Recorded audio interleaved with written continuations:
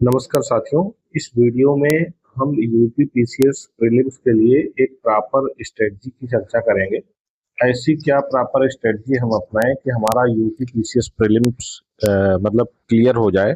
जो कुछ अंकों से हम लोग रह जाते हैं, नहीं हो पाता है प्रीलिम्स, वो इस बार ना रुके, उसकी चर्चा करने वाले। ठीक है।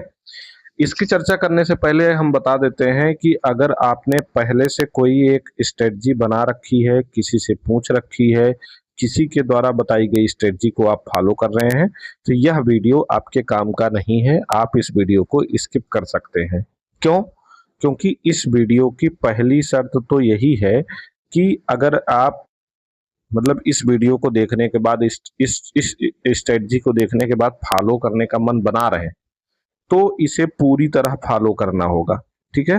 पूरी तरह फॉलो करने का मतलब क्या हुआ? पूरी तरह फॉलो करने का मतलब हुआ फिर आप कोई अन्य स्ट्रेटजी बिल्कुल फॉलो नहीं करेंगे। ठीक है। तभी यह स्ट्रेटजी काम करेगी, अन्यथा काम नहीं करेगी। अगर आप हाइब्रिड मॉडल में स्ट्रेटजी अपनाते हैं कि थोड़ी मेरी वाली भी कर लेते हैं, थोड़ी किसी और के द्वारा बताई गई कर लेते हैं, तो इससे आपको कोई लाभ नहीं होने वाला है। ये पहले ध्यान रखिएगा। ठीक है। चलिए, अब देखिए, सबसे पहले यूपी पीसीएस प्रीलिम्स की अगर हम चर्चा करें कि यूपी पीसीएस प्रीलिम्स जो होना है वो 6 दिसंबर को होना है ना? 6 दिसंबर को यूपी पीसीएस प्रीलिम्स होना है। और आज जब मैं ये वीडियो बना रहा हूँ, तो आज है 16 अगस्त। 16 अगस्त का मतलब हो गया कि 14 से 15 दिन इस महीने में बचे हैं। ठीक है। सितंबर, अक्टूबर, नवंबर 3 महीने और बचे हैं। यानी कि हम मान लेते हैं कि हमारे पास अभी 3.5 महीने का टाइम है। 3.5 महीने का ये जो समय है, 3.5 महीने, ये पूरे 3.5 महीने यही होते हैं जो हमें मतलब प्रीलिम्स पे विशेष फोकस्ड हो जाना चाहिए। यानी कि अब वो समय आ गया है कि हमको प्रीलिम्स पे फोकस्ड होके पढ़ाई करना चाहिए। अगर आप मेंस की भी तैयारी कर रहे हैं और तैयारी करना चाहते हैं, तो मैं हमेशा कहता हूँ, जो भी मुझसे पूछता है, कि अपनी तैयारी को अभी आप 2 पार्ट में बाँट लीजिए। ठीक है? 2 पार्ट में बाँट लीजिए। अब 3.5 महीने का समय है, तो इस 3.5 महीने में आपको अपना मतलब 80% टाइम अभी के लिए, अक्टूबर तक 80% टाइम आपको प्री पे देना चाहिए। किस पे देना चाहिए? प्री पे। और अपना 20% टाइम आपको अभी भी मेंस पे देना चाहिए। मेंस पे भी हमारी एक नज़र होनी चाहिए, एक मतलब मुख्य फोकस होना चाहिए। क्यों? क्योंकि अगर प्री हो भी जाएगा और मेंस में हम शून्य हैं, तो प्री हो जाने के बाद जो टाइम बचता है उसमें मेंस का अच्छे से रिवीजन हो नहीं पाता है। तो अगर 2026 में कुछ करना है, फाइनल करना है, मेंस निकालना है, तो आपको मेंस पे भी ध्यान देते रहना होगा। अभी आपको मेंस पे क्या ध्यान देना चाहिए? अभी आपको डेली कुछ और नहीं करना चाहिए। डेली चाहे आप पीवाईक्यू उठा लीजिए, चाहे आपने कोई टेस्ट सीरीज अगर ज्वाइन कर रखी है, मेंस की टेस्ट सीरीज ज्वाइन कर रखी है, दोनों में से कोई एक चीज उठा लीजिए। चाहे अपनी टेस्ट सीरीज और चाहे अपनी पीवाईक्यू, दोनों से क्या करिए कि मात्र 2 प्रश्न डेली लिखिए। ठीक है। मात्र 2 प्रश्न की आंसर राइटिंग डेली करिए। अगर इस 2 प्रश्न की आंसर राइटिंग डेली करते हैं और उन्हीं टॉपिक को लिखिए जो प्रीलिम्स के लिए भी हॉट टॉपिक है, यानी प्रीलिम्स में भी उनसे क्वेश्चन बनते हैं। ठीक है। तो 2 क्वेश्चन की अगर आप आंसर राइटिंग करते हैं, तो इससे क्या होगा कि आपकी मेंस की प्रैक्टिस भी होती रहेगी, साथ ही साथ आपके प्रीलिम्स के पॉइंट्स भी तैयार होते रहेंगे। और आप जब लिखेंगे तो ये फील करेंगे कि जिस टॉपिक की हम आंसर राइटिंग कर लेते हैं, वो मतलब उसका कॉन्सेप्ट इतना अच्छे से क्लियर हो जाता है, तैयार हो जाता है कि प्री में भी उसमें हमको दिक्कत नहीं आती है। तो मेंस के लिए आपकी ये स्ट्रेटजी होनी चाहिए। ठीक है। अब ये 80% जो आप प्री पे समय देंगे अभी, इसको कैसे करेंगे? देखिए, सबसे पहला काम आपका, अगर प्री के लिए मैं कहूँ, प्री के लिए अगर पहला कदम कहूँ मैं, प्री के लिए पहला कदम, तो सबसे पहला कदम प्री के लिए है आपके पीवाईक्यू। क्या है? पीवाईक्यू। पीवाईक्यू का मतलब ओल्ड ईयर क्वेश्चन पेपर। पुराने सालों में पूछे गए क्वेश्चन पेपर, और इन क्वेश्चन पेपर को ऐसे ही नहीं पढ़ लेना है, 2 चरणों में पढ़ना है। पहले चरण में हमको जो पीवाईक्यू उठाना है उसको 2020 से लेकर के 2025 तक के पीवाईक्यू देखने हैं, ठीक है, और इसको उल्टे क्रम में देखने हैं या सीधे क्रम में भी आप देख सकते हैं। मतलब 2020 से 25 तक का जब आप पीवाईक्यू का एनालिसिस करेंगे, भले आंसर ना आ रहे हो, केवल क्वेश्चन को देखिए, क्वेश्चन का नेचर समझिए, क्या क्या क्वेश्चन में हमारे पूछा जा रहा है, ठीक है। तो जब ये काम आप कर लेंगे, 2020 से 25 तक के क्वेश्चन का एनालिसिस कर लेंगे, तो आपको पता चल जाएगा कि ट्रेंड क्या है, आयोग इस समय किस टाइप के क्वेश्चन बना रहा है, ठीक है। आपको एक ट्रेंड समझ में आ जाएगा। अब ये ट्रेंड समझ में आ गया, ट्रेंड जब समझ में आ गया तो ट्रेंड में कुछ मतलब आपको जब निकल के जो चीजें सामने आएंगी, क्वेश्चन का नेचर पता चलेगा, तो उसमें 2-3 चीजें आपको करनी होंगी।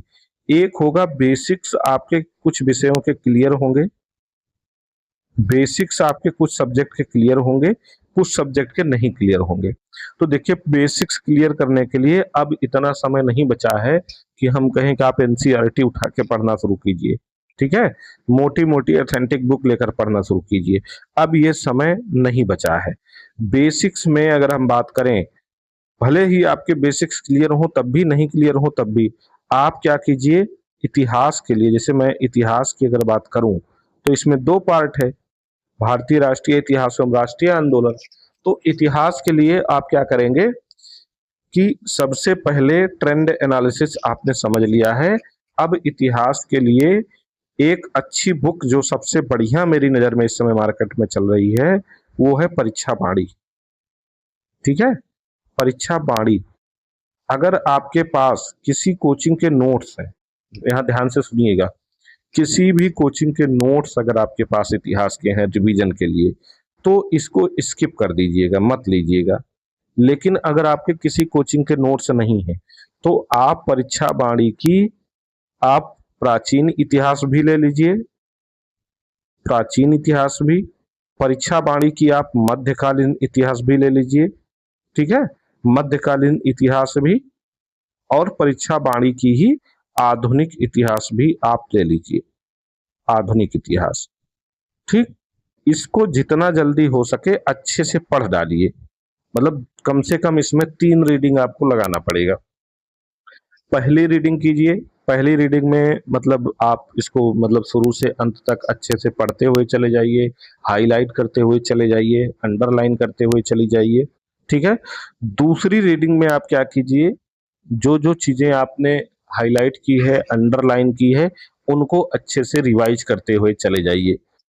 तीसरी रीडिंग में आप क्या कीजिए, उनका शॉर्ट नोट्स बना लीजिए, ठीक है, शॉर्ट नोट्स बना लीजिए। इतना काम अगर आप कर लेंगे तो आपका नोट्स भी तैयार हो गया, आपने इतिहास की रीडिंग भी कर ली, और इसमें ओल्ड ईयर क्वेश्चन भी पीछे दिए होते हैं इतिहास के, जो टॉपिक आप पढ़ेंगे, जो चैप्टर पढ़ेंगे उससे रिलेटेड, वो क्वेश्चन भी आपने लगा लिए। अब आपको कुछ नहीं करना है, आपको अब फिर से पीवाईक्यू पे आ जाना है, ठीक है। अब मैं पीवाईक्यू के 2 सोर्स आपको बताऊंगा, मतलब 2 तरीके। एक तरीका है घटना चक्र पूर्वावलोकन, जो अलग अलग भागों में आती है, घटना चक्र पूर्वावलोकन उठाइए, ठीक, घटना चक्र पूर्वावलोकन को अच्छे से आपने मतलब बेसिक्स यहाँ बाणी से पढ़ लिया है, नोट्स भी बना लिए हैं। अब घटना चक्र पूर्वावलोकन को पढ़ना शुरू कीजिए। घटना चक्र पूर्वावलोकन को जब पढ़िए, तो जैसे यहाँ क्वेश्चन दिया हुआ है, यहाँ 4 ऑप्शन दिए हुए हैं ए बी सी डी करके, ठीक है, और यहाँ जो है बॉक्स में व्याख्या दी हुई है। तो आपको क्या करना है, क्वेश्चन को पढ़ना है, चारों ऑप्शन देखने हैं, और खुद से अटेम्प्ट करना है, इनको आप कर ले रहे हैं नहीं कर ले रहे हैं। अगर जिन क्वेश्चन को आप कर ले रहे हैं, करने के बाद अगर लगे कि व्याख्या पढ़ने की नीड है, तब व्याख्या पढ़िए, नहीं तो व्याख्या स्किप कर दीजिए, ठीक है। और अगर आपको क्वेश्चन नहीं आ रहा है, तब आप उसके बाद व्याख्या पढ़िए। इसका मतलब ये हुआ, किसी दफ्ती से, किसी बुक से या अपने हाथ से ही आपको क्वेश्चन अटेम्प्ट करते समय व्याख्या ढक के रखनी चाहिए, ठीक है, ये ध्यान देना चाहिए। क्यों? क्योंकि अगर हमारे सामने व्याख्या आ जाती है और हम क्वेश्चन देखते हैं, तो ये मानव स्वभाव है, वो सबसे पहले व्याख्या और उत्तर पे ही हमारी नजर पड़ जाती है। तो इसको ढक कर रखिए, क्वेश्चन अटेम्प्ट करने का प्रयास कीजिए। कितने क्वेश्चन आप कर ले रहे हैं सही, कितने गलत कर ले रहे हैं उस चैप्टर से, उसका एनालिसिस करिए। ठीक है, ये कीजिए। दूसरा विकल्प ये है कि आप फिर से जो है पीवाईक्यू पे आएंगे। जो मैंने कहा था ऊपर, पीवाईक्यू आपने ट्रेंड एनालिसिस किया, अब आप पीवाईक्यू उठाइए और कम से कम और नहीं तो 2012 से लेकर के 2025 तक के पीवाईक्यू बिल्कुल इसी मेथड से सॉल्व कीजिए जो मैंने घटना चक्र पूर्वावलोकन करने के लिए बताया। ध्यान रहे, अगर आपने इसकी पढ़ाई कर ली है, ये पढ़ लिया है, तो आप चाहे घटना चक्र पूर्वावलोकन करिए अलग अलग सब्जेक्ट वाली, और चाहे 12 से 25 तक की पीवाईक्यू कीजिए, दोनों में से केवल एक ही कर लेंगे तब भी काम चल जाएगा। क्यों? क्योंकि डिटेल्ड में आपने यहां से बाणी से तैयार कर लिया है। ठीक है, अब सपोज कीजिए आप बाणी नहीं पढ़ना चाहते, आपके बहुत ज्यादा गलत नहीं होते हैं, आपको लग रहा है परीक्षा बाणी पढ़ने की मुझे कोई नीड नहीं है,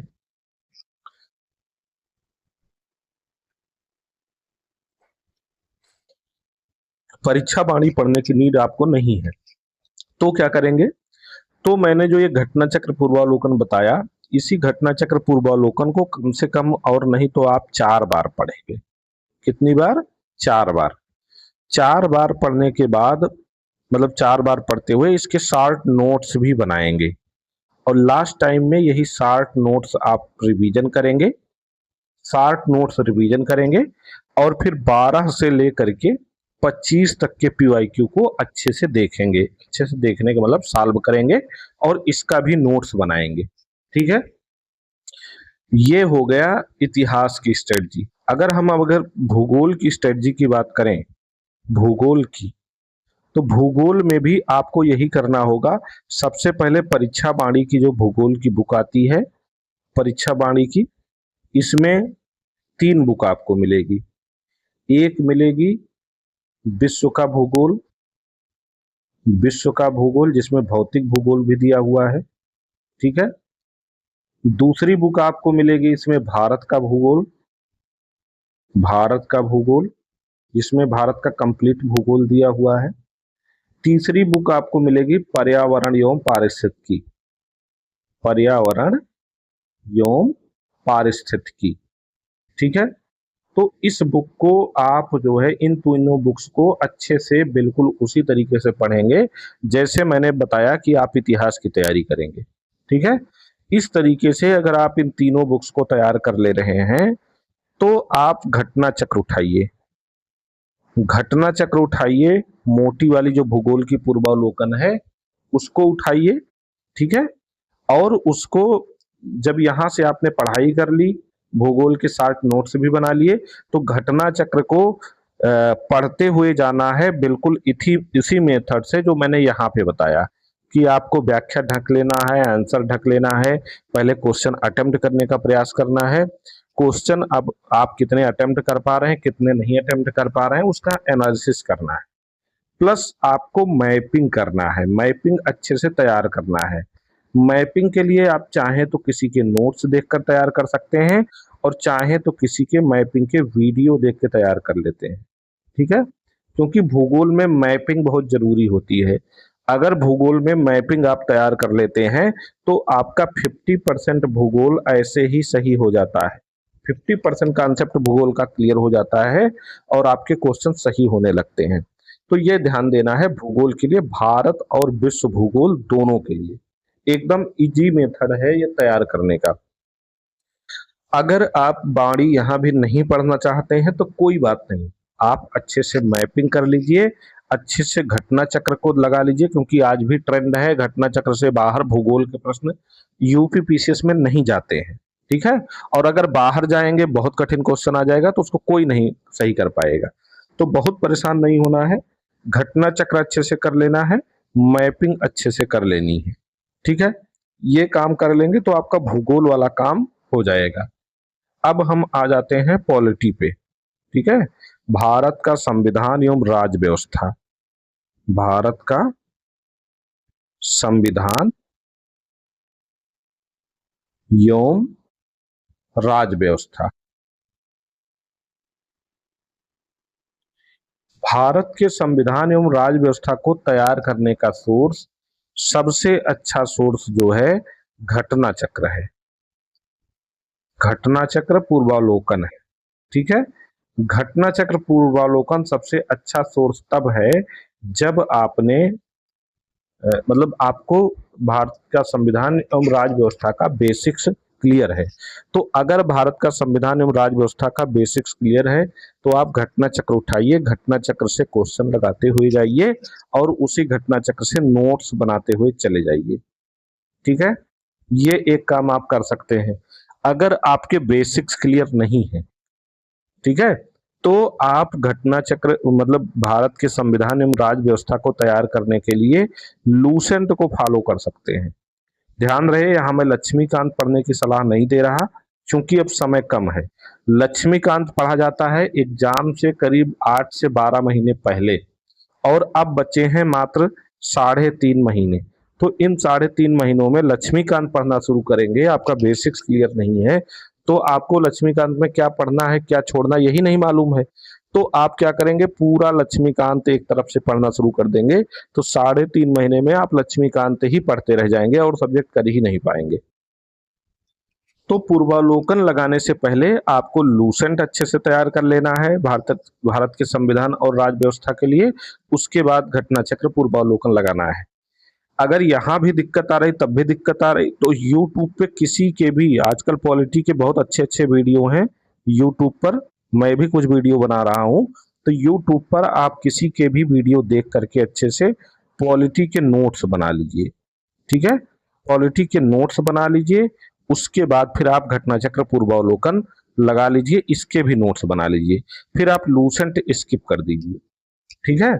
ये एक काम आप कर सकते हैं पॉलिटी के लिए। ये काम अगर आप कर लेंगे तो आपका पॉलिटी भी तैयार हो जाएगा। आपका हिस्ट्री हो गया, ज्योग्राफी हो गया, पॉलिटी हो गया। अब आ जाते हैं इकोनॉमी पे। इकोनॉमी, देखिए इकोनॉमी में जो यूपी पीसीएस के क्वेश्चन पूछने का ट्रेंड है, तो इसमें ज्यादातर क्वेश्चन जो है करंट से कोरिलेट करके पूछता है, ठीक है। करंट से कोरिलेट करके, और करंट से जब कोरिलेट करता है तो इकोनॉमिक सर्वे और बजट पूछता है। बजट हो गया, इकोनॉमिक सर्वे हो गया, रिपोर्ट हो गई, ठीक है, ये सब पूछता है। और ये सब आपको कहाँ मिलेगा, करंट की बुक में मिलेगा। तो इकोनॉमी के लिए आपको सबसे अच्छा काम है करंट अफेयर्स खूब अच्छे से तैयार करिए। करंट अफेयर्स का इकोनॉमी वाला पार्ट अच्छे से तैयार कीजिए, प्लस इकोनॉमी के लिए किसी के भी वीडियो लेक्चर देख लीजिए जिसने जो है अच्छे से समझाया हो यूपी पीसीएस के लिए, ठीक है। ये काम कर लेना है। और इतना काम अगर मतलब इसमें इकोनॉमी में कर लेते हैं तो इकोनॉमी में आपको और कुछ भी करने की जरूरत नहीं पड़ेगी। तो आपका हिस्ट्री हो गया, पॉलिटी हो गया, इकोनॉमी हो गया। देखिए इकोनॉमी के लिए मैं घटना चक्र करने की सलाह नहीं दे रहा हूं, हालांकि इकोनॉमी की भी घटना चक्र आती है, लेकिन इकोनॉमी ज्यादातर करंट से रिलेटेड होता है, उसको अपडेट करने की जरूरत होती है, अपडेशन के हिसाब से पढ़ने की जरूरत होती है। और उसमें जो इकोनॉमी वाली घटना चक्र पूर्वावलोकन है उसमें कई बार डाटा पुराना होता है, तो उसको जब हम पढ़ते हैं तो वही डाटा हमारे माइंड में फीड हो जाता है जो डाटा वहां पे दिया हुआ है। तो इससे क्या होता है कि गलत डाटा फीड होने से क्वेश्चन गलत होने के चांसेस ज्यादा हो जाते हैं। इसलिए मैं यही कहूंगा कि आप इकोनॉमी के लिए करंट अफेयर्स की कोई मैगजीन पढ़िए। अभी मैं करंट पे भी आ रहा हूं, ठीक है। ये हो गया। अब अगर हम बात करें साइंस की, साइंस में क्या करना, साइंस में आपको कुछ भी नहीं करना है। साइंस में आंख बंद करके आपको घटना चक्र पूर्वावलोकन पढ़ देना है।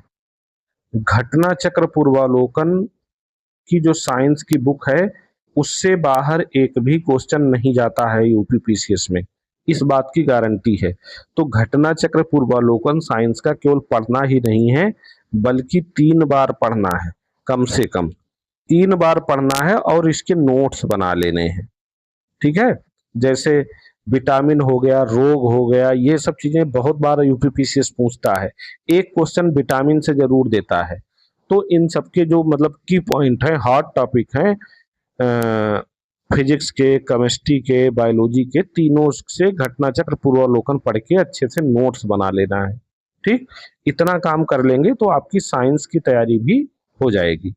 अब आ जाते हैं हम इन्वायरमेंट पे। ठीक है, इन्वायरमेंट के लिए आपको क्या करना है, यहां भी मैं यही कहूंगा कि आपने अगर ऊपर भूगोल के लिए परीक्षा बाणी की पर्यावरण एवं पारिस्थितिकी की पढ़ रखी है तो कुछ और करने की जरूरत नहीं है, केवल घटना चक्र पढ़ना है, घटना चक्र पूर्वावलोकन पढ़ना है। ठीक है, घटना चक्र पूर्वावलोकन पढ़ना है एनवायरमेंट के लिए, या तो और या फिर आपके अगर बेसिक्स क्लियर हैं तो आपको पीवाईक्यू कर लेने हैं 12 से 25 तक के, 2012 से 25 तक के पीवाईक्यू अच्छे से कर लेना है। तो ये काम अगर आप कर लेंगे तो आपके एनवायरमेंट की तैयारी अच्छी हो जाएगी। प्लस जो करंट में पर्यावरण एवं पारिस्थितिकी से संबंधित घटनाएं हैं उन घटनाओं के विषय में आपको जान लेना है।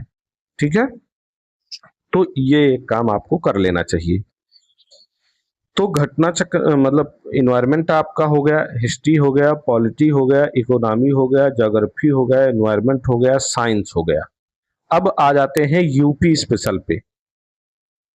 यूपी स्पेशल, हालांकि यूपी स्पेशल से पिछले कई सालों से यूपी पीसीएस में क्वेश्चन बहुत ज्यादा नहीं आ रहे हैं, लेकिन फिर भी पढ़ना तो पड़ेगा ही। तो इसके लिए दो सोर्स आप हैं, कोई एक फॉलो कर सकते हैं। एक अजय कुमार की यूपी स्पेशल आती है, अजय कुमार नाम है इनका, उत्तर प्रदेश स्पेशल आती है, इनकी बुक लेके चाहे पढ़ लीजिए। और एक चाहे परीक्षा बाणी की आती है, परीक्षा बाणी में यूपी स्पेशल की दो किताबें आती हैं, एक मोटी वाली एक पतली वाली। तो आपको परीक्षा बाणी पतली वाली लेकर के तैयार कर लेना है यूपी स्पेशल। ठीक है, पतली वाली, पतली वाली अगर परीक्षा बाणी आप अच्छे से तैयार कर लेते हैं यूपी स्पेशल के लिए तो और कुछ भी करने की जरूरत नहीं, केवल इतना ही काफी है। और अगर आप अनुभवी हैं, पहले से पेपर देते रहे 3-4 सालों से, तो परीक्षा बाणी नहीं भी पढ़ेंगे तो यूपी स्पेशल की भी घटना चक्र पूर्वावलोकन आती है, घटना चक्र पूर्वावलोकन। यही घटना चक्र पूर्वावलोकन आप अच्छे से तैयार कर लीजिए और इसी के नोट्स बना लीजिए तो आपका यूपी स्पेशल भी तैयार हो जाएगा। ठीक है, अब आ जाते हैं करंट अफेयर, जो हमारे पेपर का सबसे महत्वपूर्ण सेगमेंट है। यहां से हर साल कम से कम 25 क्वेश्चन पूछे जाते हैं। ठीक है, अगर डायरेक्ट इनडायरेक्ट वे में देखें तो इसके लिए अगर आप कोई मंथली मैगजीन फॉलो कर रहे हैं पहले से तो आप वही फॉलो करते रहिए। अगर मंथली मैगजीन फॉलो नहीं कर रहे हैं तो अभी मार्केट में घटना चक्र की दृष्टि नाम से भी मैगजीन आई हुई है, घटना चक्र दृष्टि नाम से, और घटना सार की भी हाफ ईयरली मैगजीन आई हुई है। दोनों में से कोई भी एक मैगजीन आप उठाइए, इसको अच्छे से 2-3 रीडिंग कर लीजिए, 2-3 बार पढ़ लीजिए, अंडरलाइन करके, हाईलाइट करके, नोट्स बना के अभी से रख लीजिए। ठीक है, तो आपको लास्ट में करंट अफेयर्स के पीछे बहुत परेशान नहीं होना पड़ेगा। ये एक काम कर लीजिए। उसके बाद जब एग्जाम के पहले फिर से घटनासार या घटना चक्र दृष्टि आएगी, वार्षिकी घटना चक्र दृष्टि आएगी। ठीक है, तो उसको लेकर के आप अच्छे से पढ़ लीजिएगा 1-2 बार। देखिए, मैं करंट अफेयर्स के पीछे बहुत परेशान होने की सलाह नहीं देता। करंट अफेयर्स की रैंडम जानकारी आपको होनी चाहिए, जनरल जानकारी होनी चाहिए, क्योंकि यूपी पीसीएस जिस तरीके से करंट अफेयर्स के क्वेश्चन पूछता है, आप कितनी भी बढ़िया करंट अफेयर्स की तैयारी कर लीजिए, तब भी अगर वो 25 क्वेश्चन पूछता है तो 20 क्वेश्चन सही करना बहुत कठिन काम हो जाता है। करंट अफेयर्स में 20 क्वेश्चन बहुत कम लोगों के सही हो पाते हैं, तो इसलिए बहुत ज्यादा प्रोडक्टिव सेगमेंट तो करंट अफेयर्स को मैं नहीं मानता। आप अपने कोर सब्जेक्ट पर विशेष फोकस करें। कोर सब्जेक्ट आपके अगर अच्छे से तैयार हैं, उनमें से ज्यादा क्वेश्चन गलत नहीं हो रहे हैं, तो करंट अफेयर्स की जो बड़ी बड़ी घटनाएं हैं, मोटी मोटी हेडिंग में जो बड़ी बड़ी घटनाएं दी होती हैं, इन्हें ही आप तैयार कर लीजिए। बस आपके करंट अफेयर्स की काम भर की तैयारी हो जाएगी। ठीक है, अगर आप मंथली मैगजीन पढ़ रहे हैं या मंथली मैगजीन पढ़ना चाहते हैं तो जुलाई से लेकर के अक्टूबर तक की या नवंबर तक की मंथली क्रॉनिकल आप पढ़ लीजिए, बहुत अच्छी तैयारी हो जाएगी। ठीक है। और अगर करंट अफेयर्स कब से कब तक यूपी पीसीएस में पूछा जाएगा इसकी बात की जाए तो मुझे लगता है कि जनवरी 2026 से लेकर के 2026 से सॉरी ठीक है, जनवरी 2026 से लेकर के अगर आप 15 अक्टूबर तक का करंट अफेयर्स तैयार कर लेते हैं, हाँ 15 अक्टूबर तक का, ठीक है, या हम कह लें 15 अक्टूबर नहीं 10 नवंबर तक का, 15 अक्टूबर तो बहुत पहले हो जाएगा, 10 नवंबर तक का करंट अफेयर्स तैयार कर लेते हैं अच्छे से, जनवरी 2026 से 10 नवंबर 2026 तक का। ठीक है, क्योंकि 6 दिसंबर को आपको एग्जाम है। तो इतना अगर आप करंट अफेयर्स अच्छे से तैयार कर लेते हैं तो यहीं से आपके 80% करंट अफेयर्स के सवाल बन जाएंगे। ठीक। अब एक महत्वपूर्ण कार्य और करना है। जैसा कि पता है कि यूपी पीसीएस जिस तरीके से इस समय क्वेश्चन बना रहा है, जिस तरीके से वो पेपर सेट कर रहा है, वो पेपर काफी टाइम टेकिंग हो गया है। ठीक है। टाइम टेकिंग हो जाने का मतलब है कि हमको एक्यूरेसी की बहुत ज्यादा अब जरूरत पड़ने लगी है पेपर में, एक्यूरेसी की। तो इस एक्यूरेसी को मेंटेन करने के लिए हमको क्या करना होगा, हमको टेस्ट लगाने होंगे।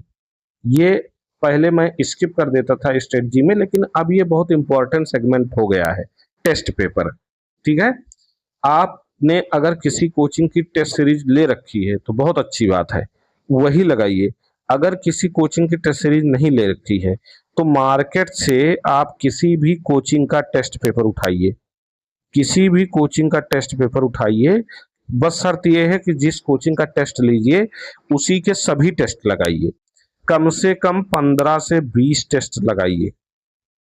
और उस 15 से 20 टेस्ट को केवल लगाइए ही नहीं, उस टेस्ट को लगाइए, क्वेश्चन मैच कीजिए, स्कोर चाहे जितना आए, ये देखिए हमारे कितने सही हुए, कितने गलत हुए, कौन से क्वेश्चन तुक्के में सही हो गए लेकिन उनके रिवीजन की जरूरत है, और कौन से क्वेश्चन हमको आते हैं फिर भी गलत हो गए हैं, उनका एनालिसिस कीजिए और फिर इसके नोट्स बनाइए। अगर आप टेस्ट पेपर के नोट्स नहीं बनाते हैं, ठीक है, फुल टेस्ट पेपर के नोट्स नहीं बनाते हैं, तो टेस्ट पेपर लगाने का कोई फायदा मेरे हिसाब से नहीं है। तो इसके भी आप नोट्स बनाइए, लेकिन टेस्ट पेपर तब लगाना है जब ऊपर वाले जितने काम बताए गए ये सारे काम आप कर चुके हो।